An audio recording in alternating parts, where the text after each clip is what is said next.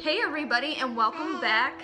Yes, I'm finally going to tell you guys the story about Jaden. You guys have asked, and here it is. I found where you got it to show you, Dad. Oh wow, that's really cool. What is it? It's a squishy thing. It's a squishy thing? Well, let's start back to the beginning on how I got pregnant. So this story is about how I had to give birth to Jaden early and how we died and stuff. So buckle up, it's a long story. So let's start off about when me and Chris, we lived in these apartments over in South Point, and I worked, which that right there, the apartments in South Point, that's a whole nother story I'm gonna have to tell you guys. That place was crazy. I was at work one day and I worked at Kroger, and I'll tell you guys all about that too, because those are crazy stories. And I came home one day and I found that he had taken all of my birth control and flushed all of it because I was on the pill, and he flushed all of it in the toilet. He said, "I'm ready for a baby." Didn't even ask, and we didn't even talk about it. We wasn't even talking about having a baby. You did that.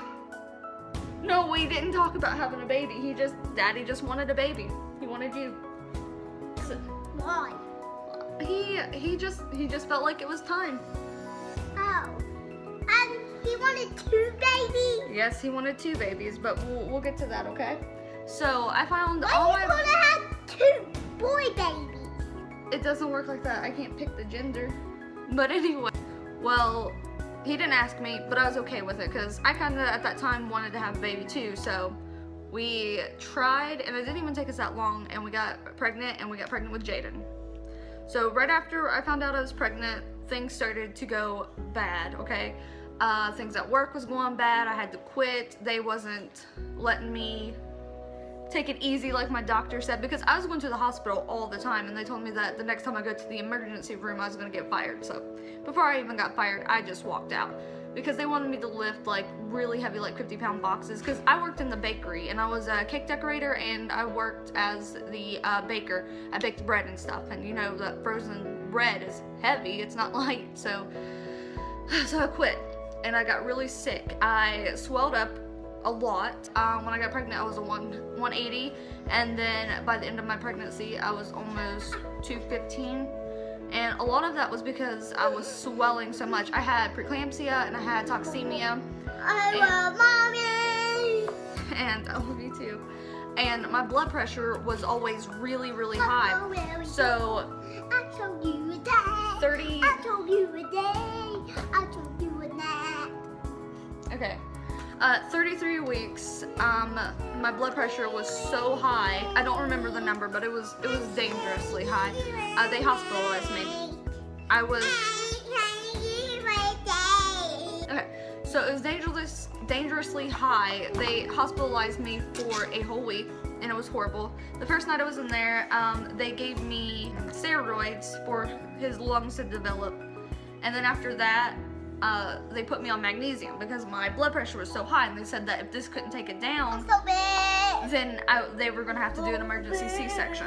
So they gave me the magnesium, which if you've ever been on it, you know how horrible that stuff is. It makes you very tired and slow. You can't even move a muscle. Like, they told me this and I was like, I'm fine. I'm not gonna be like that. I was out within the 2 hours of them giving it to me, and I had to be on it. And I had to be on it for 24 hours, and I slept mostly for 24 hours. And then after that, my blood pressure went down, and they said that they wanted to keep me in the hospital until I gave birth. And this was when I was 33 weeks. My blood pressure just kept getting high. I had daily ultrasounds to make sure he wasn't in stress.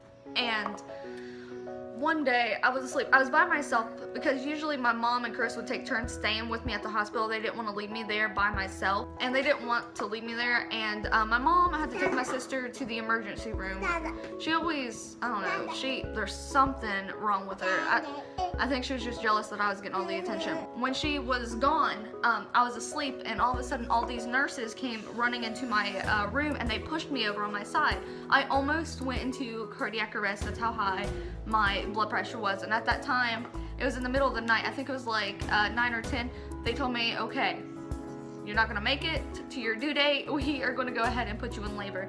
And for some reason, they didn't choose to do an emergency C-section. It was probably because of my blood pressure.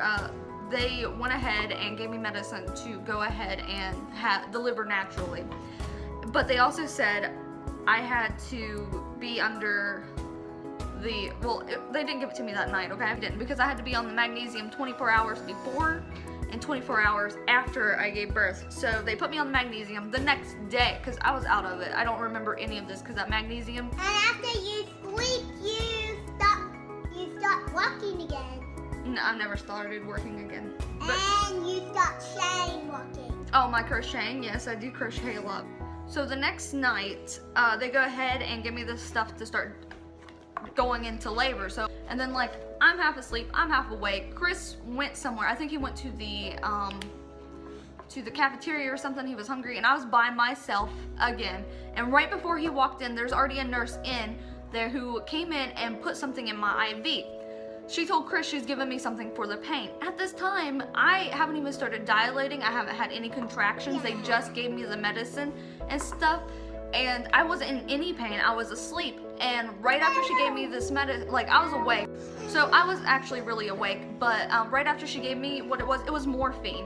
My heart stopped, and so did Jaden's, and my eyes were completely open, and all of a sudden, all I saw was black, and I was like, it's really weird because I was like in this huge black room, and there was nothing all around me, and I couldn't see nothing or anything, and then all of a sudden my vision just came back like a television, like slowly turns on. Chris was like, oh wow, that was really weird. Your heart stopped for a few seconds, and so did Jaden's. I was like, felt longer than a few seconds, but that's how I died. I really didn't technically die, but it was just so weird because my heart stopped for a little bit. So after all of that, Chris didn't leave the room because the nurse ended up giving me somebody else's medicine. I did not need to be on that morphine. I didn't need to be on any of that. So after a few hours, I did start having contractions. It was probably like 3 hours in, I started having contractions. Stop.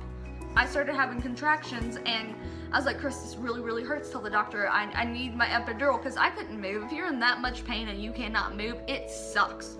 And he's like looking at the monitor. He's like, huh, I don't even see where you're having contractions. It doesn't even look like it's that bad.